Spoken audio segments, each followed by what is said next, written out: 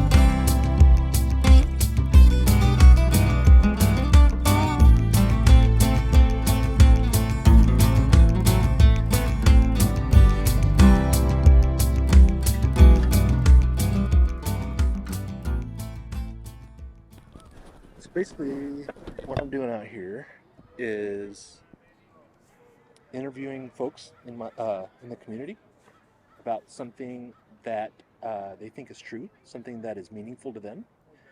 And what I'm doing is I'm asking questions from a neutral perspective that helps us explore, thank you, how you arrived at the conclusion and what supports your confidence that it's true.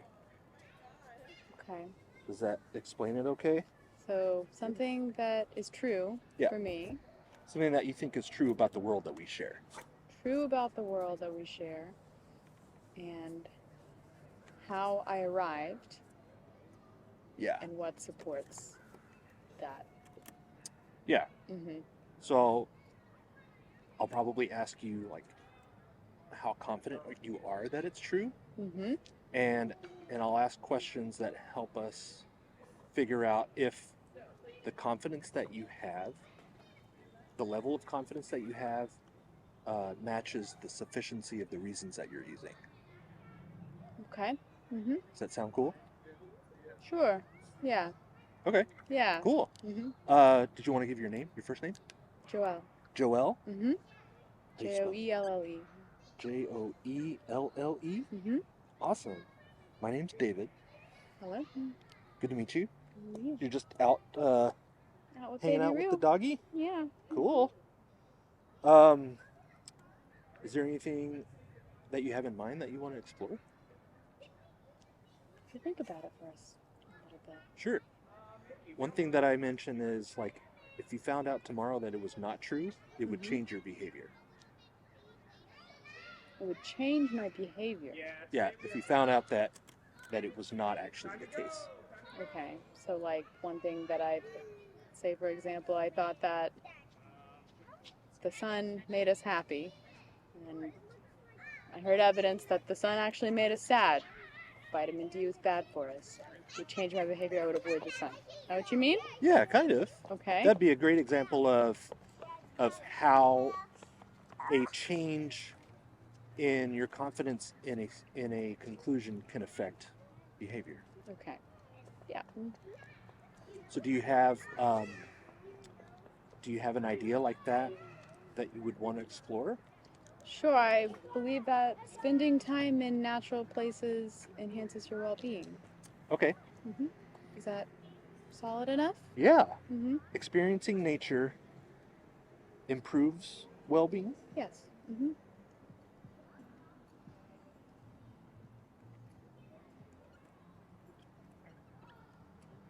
Uh, why do you think that? I think that because when I spend time in nature and have spent time in nature, I felt better afterwards. Okay. Yep. Mm-hmm. So it's a feeling that you got from spending time in nature, and that feeling was a good feeling. Sure. And that improves the well-being. Yes. Mm-hmm.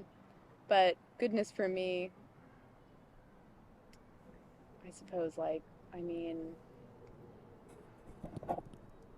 improves like quality of my sleep. I feel like it improves my relationships. I feel like it improves my ability to cope. I feel like it improves my like overall health, you know? So yeah, when I say good, I guess those aren't objectively good things, but they're things that I find make my life easier. Yeah. Makes life easier. Mm-hmm. Is that what you mean by well-being? Mm, What do you mean by well-being? by well-being, I mean an overall sense of maybe contentedness in life. Okay. Content? Yes. Okay. A sense of like feeling good in your body and in your mind. Okay. Mm-hmm. And it's another feeling. Sure. Yeah. I suppose it could be measurable as well, if that's what you're going for. How could we measure well-being? I think a lot of people measure well-being by how high their blood pressure is, or how well they sleep, or their ability to bounce back from stressful situations, or Like the coping you were talking about? yeah, their immune system response. Yeah, those are kind of measurable things. Okay. Mm-hmm. Got it. We can measure blood pressure. Yep. Mm-hmm. And we can kind of tie that to spending time in nature. Yeah, you could. Yeah. So if someone spent a lot of time in nature Mm-hmm. and their blood pressure didn't improve, Mm-hmm. what would that mean? Well, it could mean that there might be something genetically that exercise doesn't affect their blood pressure, or possibly they might have, something medically wrong with them that wouldn't affect. Yeah. So there could be other factors Sure. that impact somebody's well-being Oh, yeah, other than nature, experiencing nature. definitely. Okay. A lot of factors impact well-being. Yeah. Does spending time in nature always improve well-being?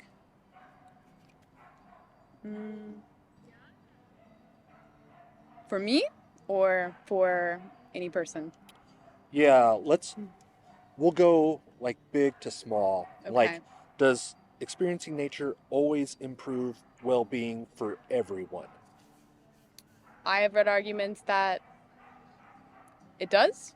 Like, I think it's Shirin-yoku, which is the Japanese forest bathing medicine practice, where they will bring really stressed out people into nature to like breathe deeply, because plants emit certain chemicals that have been like documented to improve people's stress levels and their, heart rate and things like that.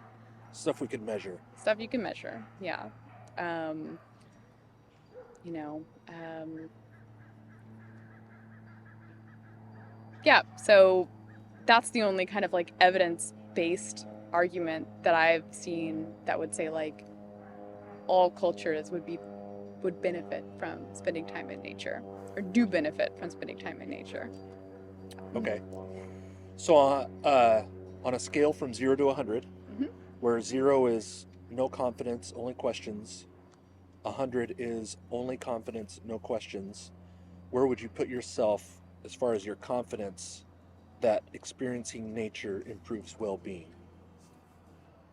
I'm not sure I understand the no questions part of that. Got it. Mm-hmm. And thanks for asking for clarification. Yeah.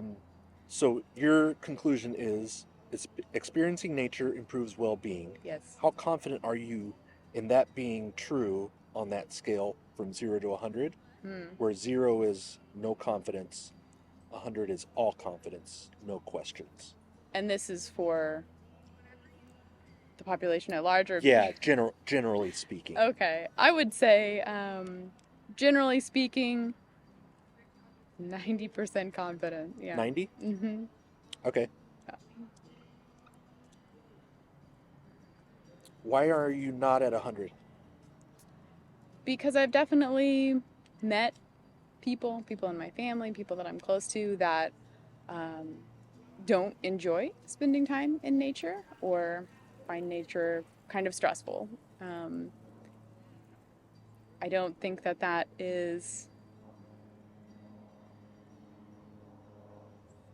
I guess, like a quality of them like not being able to experience nature, but it's more of like there's a lot of other mental things going on that's like keeping them from being present in a lot of moments, and so they can't absorb the benefits of a lot of situation, nature included, because of like their current state of being. So I've met people that would argue like, I'm just not a nature person, like I genuinely enjoy like playing video games more than I enjoy being outside. There's a lot of evidence that points to the opposite of that, but if somebody's saying that's their experience and it's true, I can't argue against that. Sure. You know? Yeah. Yeah, you can't really challenge somebody having the experience. Yeah. Mm-hmm.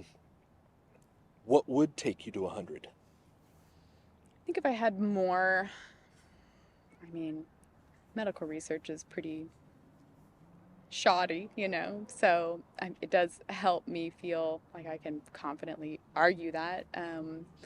But yeah, facts, numbers, statistics, anecdotes, programs that have shown like efficacy over time, that sort of thing.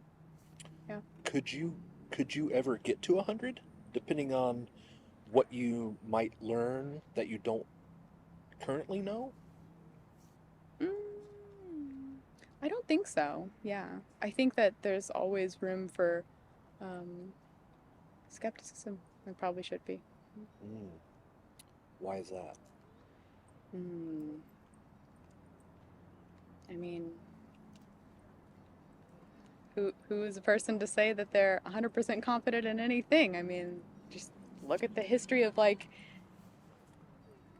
the history of a culture or medicine or science, you know, like air quoting science, I'm saying like science back in one century is much different than science was today. Like what they measured to be like true and factual and how they measured it is much different than today, and it's going to be very different in the future. So it's unwise to say that you're 100% confident in anything. What would lower your confidence in this? Lower my confidence?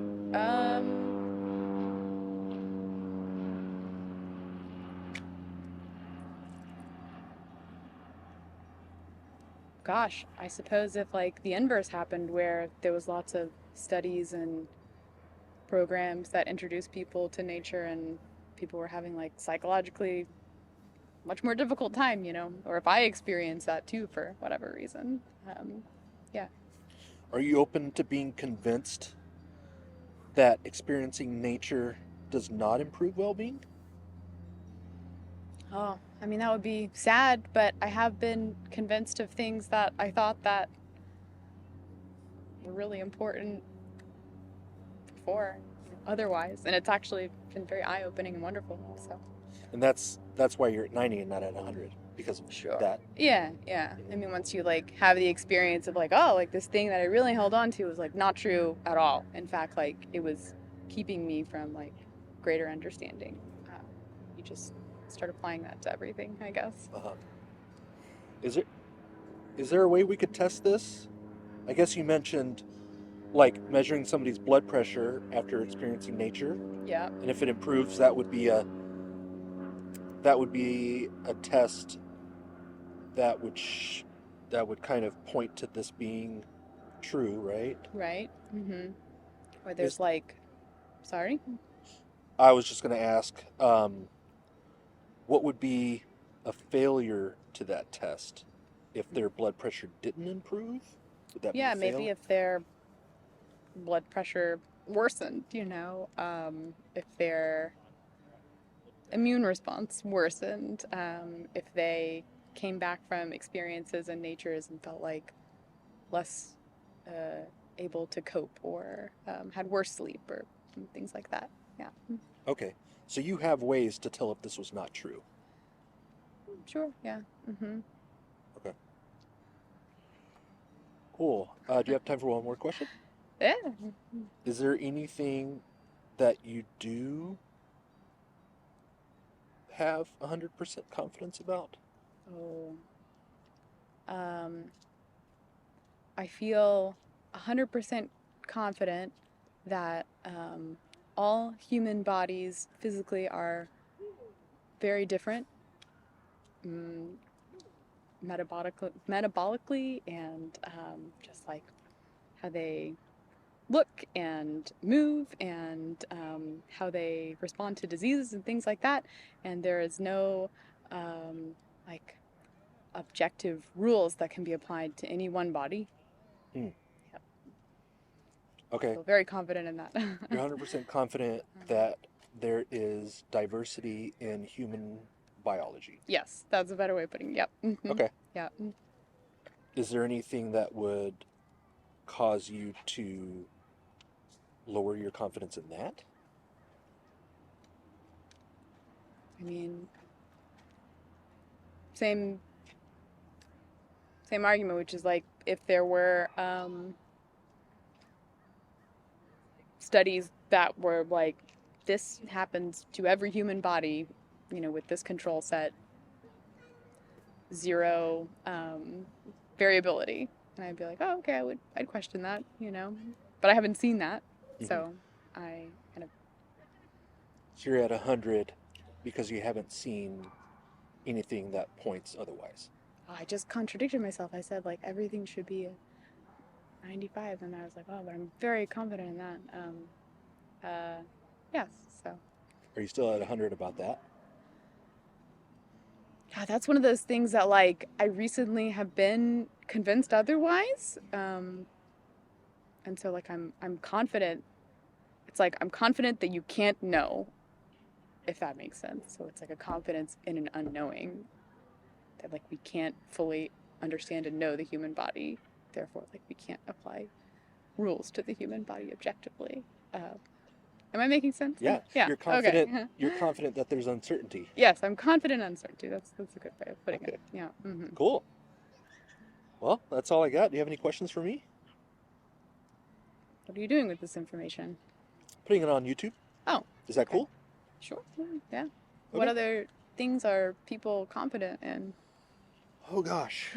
Well, I've got about 50 or 60 interviews like this on my YouTube channel already. Mm-hmm. Aliens visiting Earth. I love it. Yeah, all kinds of stuff. Mm-hmm. They're like, you name it. Other ones that are kind of towards the top that I can remember right now, or like, I had a person say that God is a woman. That was a really interesting interview. So It's so interesting how it, yeah. Yeah. So the fun part is not like focusing on the what about that conclusion, but how they arrived there. Mm-hmm. And so that one was a really fun one.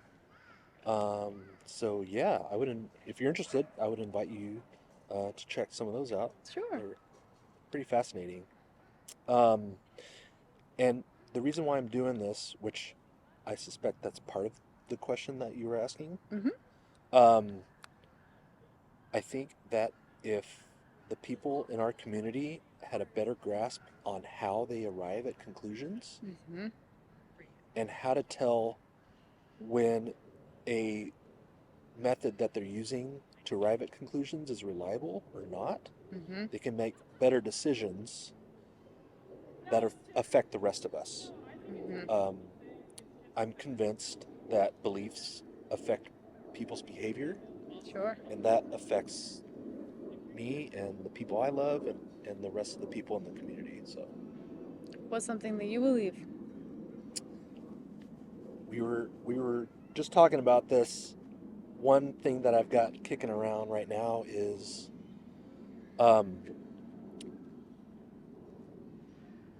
getting more and more confident that friends matter more than family.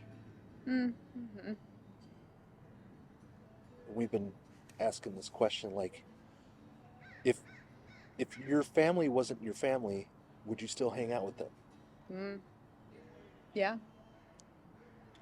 Yeah, I think a lot of people refer to their friends as like their friend family these The days. family I they hear get that a to lot. choose. Yeah, chosen family. Right, exactly. And so that being the case, like how much of a pass should I give my family members for things, and how much should I expect a pass from them based solely on the fact that we're related? Yeah, that's interesting. I'm from the South, and like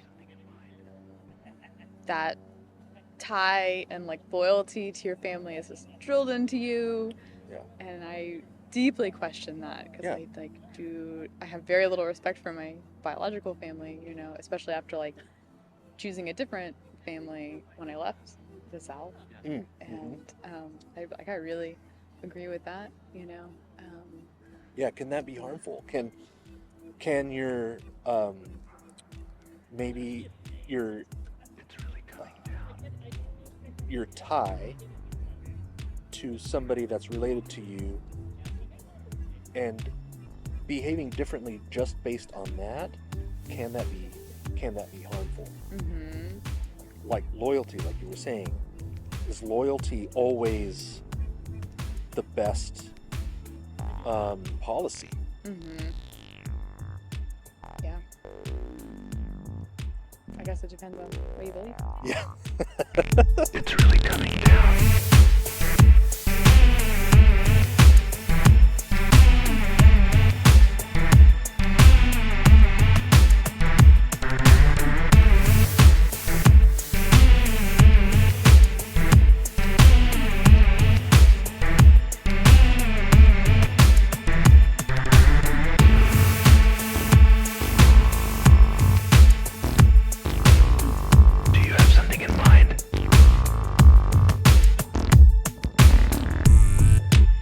That was awesome. Joelle, right?